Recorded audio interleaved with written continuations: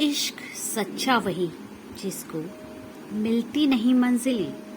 ये सिर्फ गाने के बोल नहीं है बल्कि हकीकत है, क्योंकि कई ऐसे सच्चे प्यार की कहानियां सुनने को मिलती हैं जो अधूरी रह गई। कुछ ऐसी ही कहानी रही बॉलीवुड के दिग्गज अभिनेता दिलीप कुमार और अपने जमाने की खूबसूरत अभिनेत्री मधुबाला की।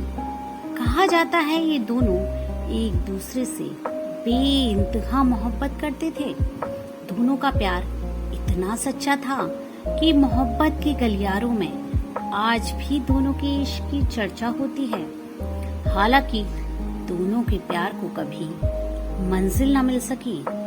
दोनों के प्यार की शुरुआत साल 1951 में आई फिल्म तराना के सेट से हुई।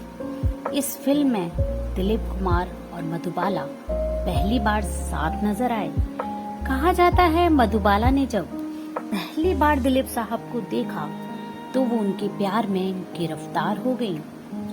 जिस अभिनेत्री की खूबसूरती की पूरी दुनिया दीवानी थी, उनका दिल दिलीप कुमार पर आ गया था।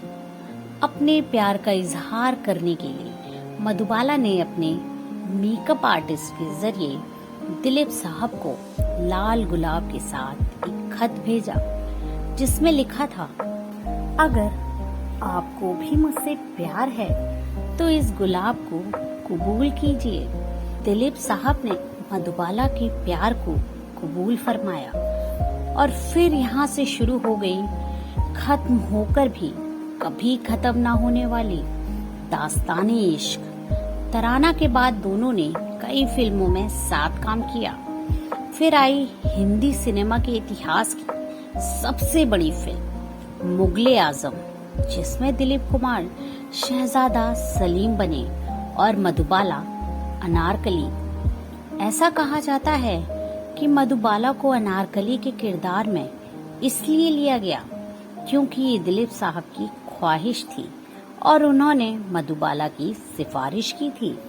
कहा जाता है फिल्म तराना के सेट से शुरू हुई मोहब्बत मुगले आजम के सेट पर परवान चढ़ी और फिल्म की शूटिंग खत्म होते होते दोनों के रास्ते भी जुदा हो गए। दिलीप साहब मधुबाला से शादी करना चाहते थे।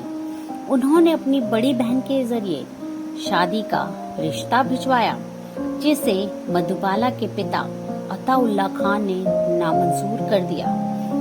अताउल्ला खान के इस फैसले से दिलीप साहब के दिल पर चोट तो पहुंची, लेकिन वो जानते थे कि मधुबाला उनसे प्यार करती है। इसीलिए एक दिन किसी दूसरी फिल्म की शूटिंग के सेट पर दिलीप कुमार ने मधुबाला से कहा कि वो आज ही उनसे शादी करना चाहते हैं, लेकिन एक शर्त है कि शादी के बाद अपने पिता से सारे रिश्ते खत्म कर दें।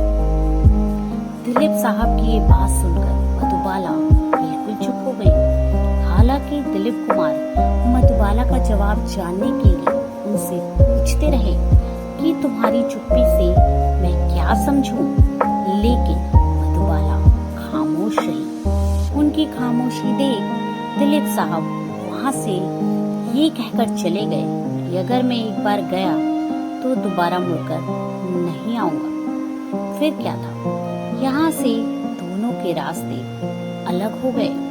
साल 1957 में नया दौर नाम की डायरेक्टर B.R. चोपड़ा की फिल्म आई थी, जिसमें दिलीप कुमार के साथ वैजयंती माला नजर आई। वैजयंती से पहले इस फिल्म के लिए मधुबाला को कास्ट किया गया था। B.R. चोपड़ा ने इस फिल्म की शूटिंग भोपाल में करना चाहते थे, लेकिन मधुबाला के पिता ने ये कहते हुए बेटी को भोपाल भेजने से मना कर दिया कि शूटिंग तो मुंबई में ही हो सकती है। जिसके बाद B.R. चोपड़ा ने मधुबाला को फिल्म से बाहर निकाल दिया। B.R. चोपड़ा के इस फैसले के बाद अताउल्ला खान ने उन पर केस कर दिया, तो फिर चोपड़ा ने भी अपना एडवांस अमाउंट वापस मांगा।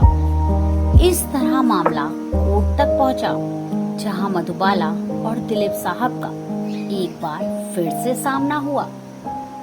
इस मामले में दिलीप साहब ने फिल्म डायरेक्टर का साथ दिया, जिस पर मधुबाला ने कहा कि उन्हें भरोसा नहीं होता, ये शख्स कभी उनसे बेइंतहा मोहब्बत करता था। वही कोर्ट में B.R. चोपड़ा का पक्ष रखते हुए दिलीप साहब ने मधुबाला के लिए अपने प्यार की गवाही दे दी थी। बताया जाता है कि भरी अदालत में उन्होंने कहा था, योर ऑनर, मैं इस औरत से मोहब्बत करता हूँ और अपनी जिंदगी की आखिरी सांस तक करता रहूंगा। दोनों के रास्ते अलग हो चुके थे, लेकिन मुगले आजम की शूटिंग अभी बाकी थी। दोनों ने फिल्म को पूरा किया और ये फिल्म 1960 में रिलीज हुई, जिसमें सलीम और अनारकली की जोड़ी लोगों को खूब पसंद आई। बहरहाल दोनों अपनी अपनी जिंदगी में आगे बढ़े। मधुबाला ने किशोर कुमार से शादी की और दिलीप कुमार ने सायरा बानो से।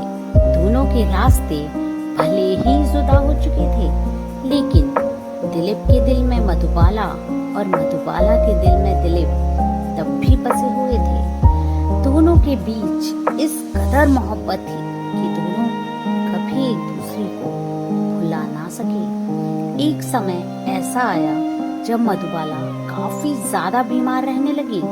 वो दिलीप कुमार को याद करती थी और दिलीप कुमार भी अक्सर उनसे मुलाकात करने जाया करते थे। साल 1959 में दिल की बीमारी की वजह से मधुबाला ने महज 36 साल की उम्र में दुनिया को अलविदा कह दिया। आखिरी समय में दिलीप साहब उनका दीदार भी न कर सके, क्योंकि वो किसी फिल्म के सिलसिले में बाहर गए थे। मधुबाला की मौत की खबर सुनकर जब दिलीप साहब वापस लौटे तो सीधा उनकी कब्र पर गए। उन्होंने दुआएं मांगी और मधुबाला के साथ गुजारे गए हसीन लम्हों को याद करते रहे। आज दिलीप साहब भी इस दुनिया में नहीं है, लेकिन उनकी और मधुबाला की प्यार की दास्तान आज भी जिंदा है।